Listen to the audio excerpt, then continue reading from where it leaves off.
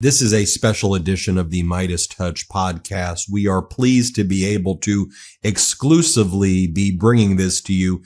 It's one of Kamala Harris's only recent public events, and it's a big one, folks. It's going to be the swearing in of Congressmember Robert Garcia, who's now the ranking member of the House Oversight Committee. He's getting sworn into that position of being the ranking member. He is the first Democratic sophomore in Congress to be elected a ranking member of a committee in over 100 years. And he's been doing a lot of aggressive work already. You know my position about young leadership in the Democratic Party rising to the top right now and meeting this moment. And it's great to see people like Congressmember Garcia doing just that. It's going to be great to hear from former Vice President Kamala Harris. We're going to hear from her. I don't fully know what she's expected to say, but my hope is that she will be able to address the importance of this position, Congressmember Garcia being the ranking member, and also a little bit about the moment that we are in right now. So we are thrilled to be able to bring you those remarks of former Vice President Kamala Harris exclusively here on the MeidasTouch Network. Now, you will also recall that yesterday, we were able to bring Congressmember Garcia on as well, in his capacity as the ranking member of the House Oversight Committee. He gave us all an incredible update on what the Democrats were doing to ensure that the Epstein files are made public and not letting Donald Trump continue the cover up, and to keep the pressure on and to make sure this stays top of mind. If MAGA Mike Johnson thought that he was going to be able to recess Congress and everybody was going to come back and forget about the Epstein files, well, MAGA Mike Johnson, you are very, very much mistaken, because there are people like Congressmember Garcia who are fighting for the release of those files. So Vice President Kamala Harris also swore in Robert Garcia back when he was the mayor of Long Beach, when she was then the Attorney General of California in 2017. They have a long-standing friendship together. And so it will be good to see them reunited together. It'll be good to see. I want to know about you. I want to see Kamala Harris as well. We haven't seen many public appearances from her, so it'll be great that the MeidasTouch Network will be able to bring that to you as well. And it's a great reunion of them as well. I mean, they've stayed friends, of course, for many, many years. But the fact that she swore him in as mayor back in 2017. This is a big role, ranking member of the House Oversight Committee. You know, frankly, I am hopeful that after the midterms, if Americans stand up and fight, that he can then become the chair, because I don't know about you, I don't like seeing James Cover-Up Comer as the chair of that committee. That's who currently is the chair of the committee, James Cover-Up Comer. In any event, it looks like they're getting ready to start this event.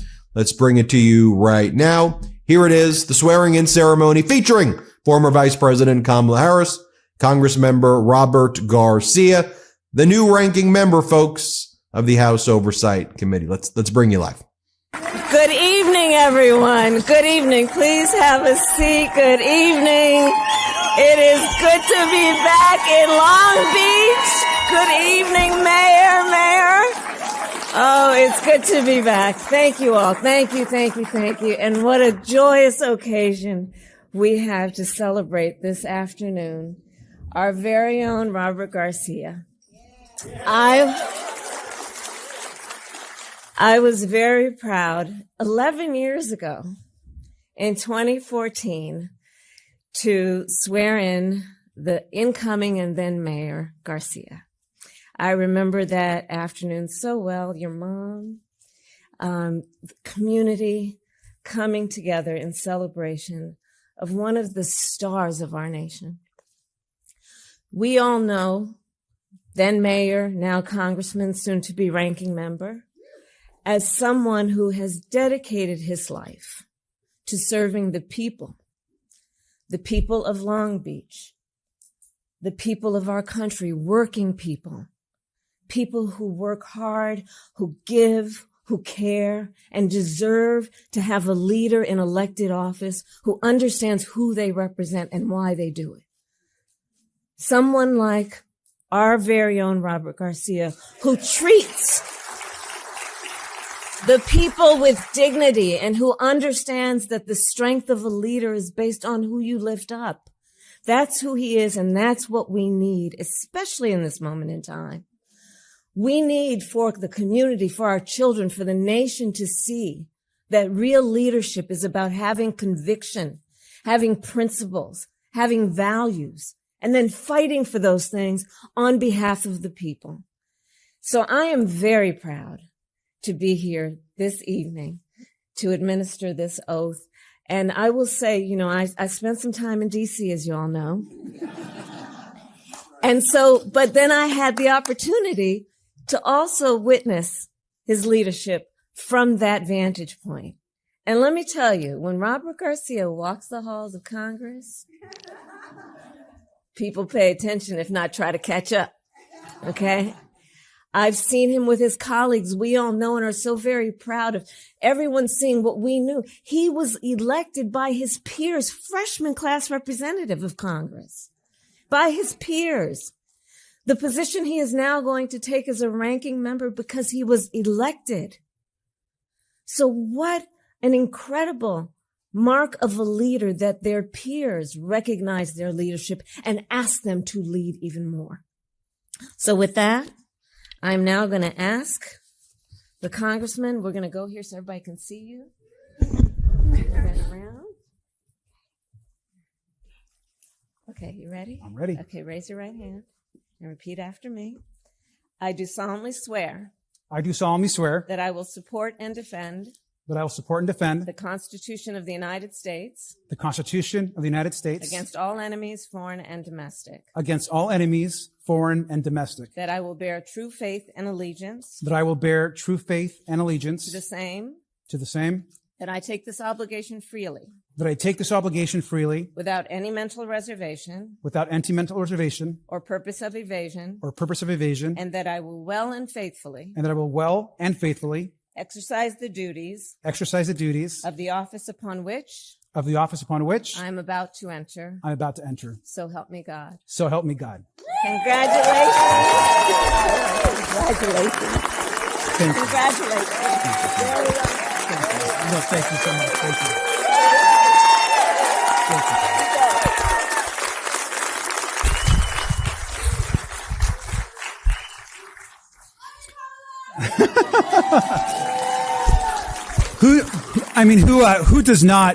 Who does not love our vice president?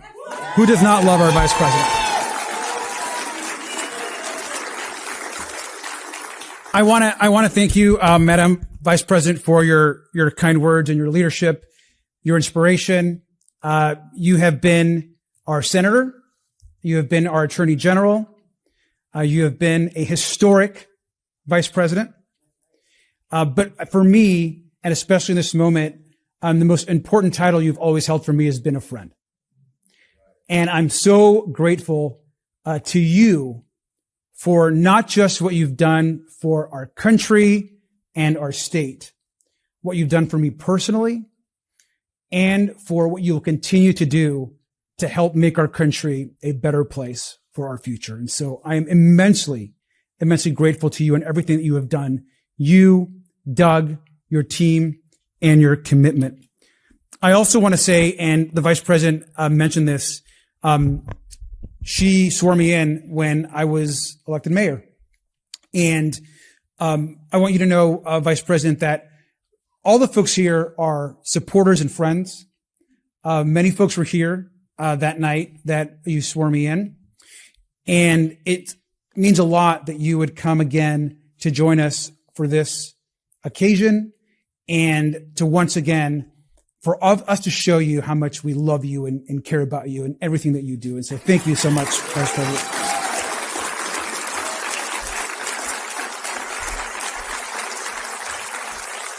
And it's good to be home. This is, I think maybe Mayor Richardson said this. This is my first time actually back inside the city council chambers, since I was mayor. And so I'm happy to be here, and I'm happy, to welcome all of you as friends. We also have, believe it or not, this is being right now streamed live by MeidasTouch to their 5 million subscribers, which are over here. If you guys don't know MeidasTouch, hey guys, thanks for all that they do. And I'm really grateful to them for continuing to particularly cover things that sometimes the mainstream media may not cover. And so thank you to those partners. Mayor Richardson, Long Beach City Council, thank you for opening up your home and our home to our friends and family. Mayor Foster, you've always been my mentor and supporter. I'm just very grateful to you also for joining us. And it's great to see our two mayors together. And so thank you both for being here.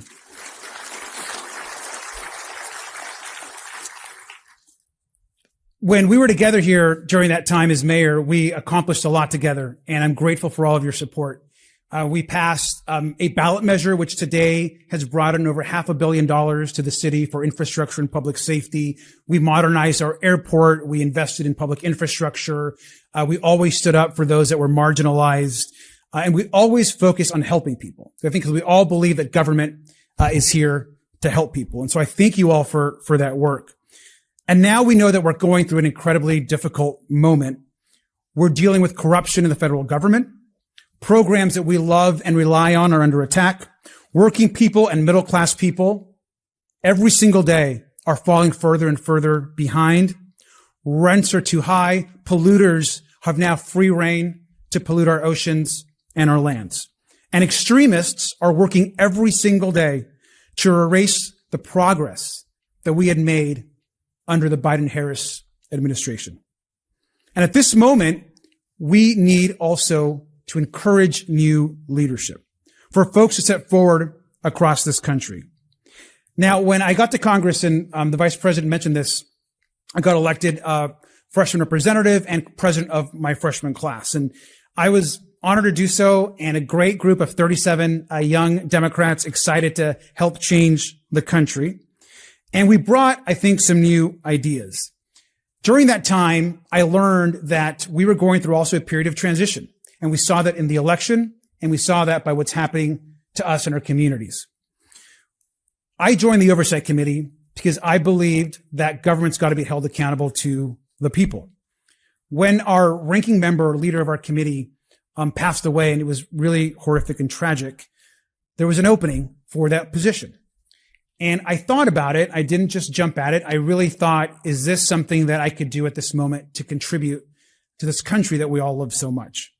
And I also was told pretty quickly, you don't have the seniority to actually win the seat. Of course, I'm only a sophomore. I was very made aware quickly of the statistics about how sophomores don't get elected to lead committees. But as you all know, I love a challenge. And so we got to work and really tried to make a pitch, thanks to all your support, that the country needs to expand the tent. We need to bring new voices in. We need to empower the next generation of Democrats. But also we've got to be committed to new ideas. We also got to ensure that we're fighting with the same energy that the other side often brings to these fights. It's important that we take on corruption, that we protect people from large corporations that would harm us, that we build a more efficient and responsible government. And I'm really proud of the work that we're going to do together. Now, the Oversight and Government Reform Committee is the top investigative committee in Congress. Oversight has a unique responsibility and jurisdiction to investigate any matter on behalf of the American people. Any matter on behalf of the American people. Our committee in the past has investigated price gouging, big corporations have taken advantage of seniors, high drug prices, political corruption, and more. So this isn't just going to be about opposing Donald Trump, and there's a lot to oppose. It's going to also be about delivering for the American public. That means building a government rooted in truth, driven by public service, not by special interests, and powered by strong, respected work that honors all of our union workers and hardworking people that are laboring every single day across our country. And our committee is all about making government work better. It's going to build on my experience here in Long Beach and certainly build on what I saw our vice president and our former president and so many others do in the White House, in the Senate, and in so many other places. We want to make sure that government is working for us and for the American public. But as we do that, we should be very honest and clear-eyed about what is happening right now in our country. Donald Trump is attacking everything that we love and know about our country. And he's putting himself first every single time. He's seeking property deals and real estate transactions, oftentimes in foreign countries where we should be doing diplomacy. He's accepting enormous gifts like the plane that we have all heard about from Qatar that he has no business doing on behalf of the United States. He's collecting untold millions for himself and his family through his crypto scheme that he's launched through the White House. He's giving pardons to political allies and donors. He's selling access to the White House, literally selling tickets to events at the White House. And I also believe he's active in a cover-up, as we all know right now, around the Epstein files. And it's beyond the corruption. He's weaponizing the Department of Justice to increase his power. Congress has to know and understand that Donald Trump is, I believe, the most corrupt person ever to serve as president of the United States. The most corrupt person ever to serve. And we need to work together to stop him before it's too late. And that is the goal and the mission of the Oversight Committee. Americans of every political background should agree that our institutions are broken. They want to see us fighting for them. And I think, and I believe, that we're ready to do that. One thing that's always inspired me about all of you as friends, and certainly the vice president and her leadership and her team, is there can be hope and happiness and joy in the work that we do. I know that oftentimes we're feeling despair, and I feel it every single day. But we also have to find that hope to do better. We, Democrats, my party, our party for so many, we are the party of working families. We're the party of good government. We've also got to meet communities where they are. Traditional media isn't enough in reaching people anymore. We've got to break through in different ways, capture public attention, energize people to act. We need to be aggressive in every medium, every platform, every channel. We got to push back on misinformation. We got to tell a clear, bold, and honest story every single time about our vision for the future. And we're not going to allow powerful interests to screw over the American public. We're going to go after insider trading and dark money in Congress or the White House. We're going to strengthen our disaster preparedness, even as Donald Trump tries to destroy it. We're going to rebuild back our public health infrastructure, which we know is under attack every single day. And we're going to make sure that our communities are treated with respect and dignity. Now, the American people has to know who's fighting for them and who is out for themselves. We've got to ensure the American public knows that we are the party of working people and the party that wants to actually build a better country.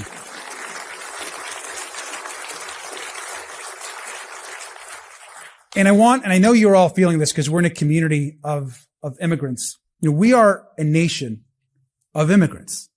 Immigrants built so much of this country. You don't get to decide that we're somehow a country that was not built and founded through immigrants and immigrant labor. But Donald Trump at this moment is also attacking that very identity of who we are as a country. And I just want to say and kind of close with this thought. What's happening right now on our streets with masked men in many instances kidnapping people and putting them in vans and sending them away with no due process should concern and discuss every single American. Every single American.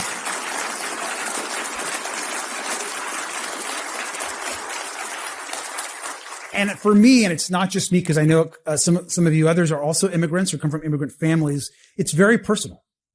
And it's very hurtful to know that my family, myself, people that I love, it could be any one of us that could be taken, just dependent on where we were, or our immigration status, or what we look like, what color, or what language we speak. So I know we all worry about that future, but we've also got to recommit at this moment to doing the right thing and pushing for a better America and a better future. The oath that the vice president just gave me is very similar to the oath I took when I became a U.S. citizen. And when I became a U.S. citizen, I was in my early 20s. I think most of you know this. My family and I immigrated here. My whole family, we all became U.S. citizens right around the same time. And we fought for the opportunity to take that oath. We weren't born United States citizens. We were born different. We were in another country. And we came here because America was a beacon, a place where us two, a family without any formal education, that was poor back in our own country, could come to the U.S. and build a better life. That has been the promise of our country for so many that come and seek refuge. And so when I think about that oath and me taking the oath to become a citizen, I think about the patriotism that I felt at that moment. And I remind us that immigrants are some of the most patriotic people in this country, because we fought for citizenship. We fought for citizenship. And so I remind us that patriotism is not screaming and yelling America first. Patriotism is not screaming and yelling America first. Real patriotism is loving your country so much that you actually want to help the people in your country. That is real patriotism. And so I want to thank all of you, every single person that's here, that I was excited to invite. I know every single one of you. And we wanted to bring you all here. And I wanted to invite you here because I wanted to thank you, every single one of you, for your long time support of me. There isn't a person in this room that hasn't walked the precinct for me, that hasn't picked up the phone for me, that hasn't helped me in some way. And I'm going to be forever grateful to all of your support and your help. This is an exciting moment for us. We have a big job ahead of us. We're going to ensure that we hold the powerful and Donald Trump accountable. We're going to end corruption in this country and get back to a place where we support everyone across our country, especially working class people and those that need help. And so thank you infinitely for joining us here, for being here. We're going to have a small little reception out here. I hope you guys can all come by and say hello, and God bless America. Thank you all very much.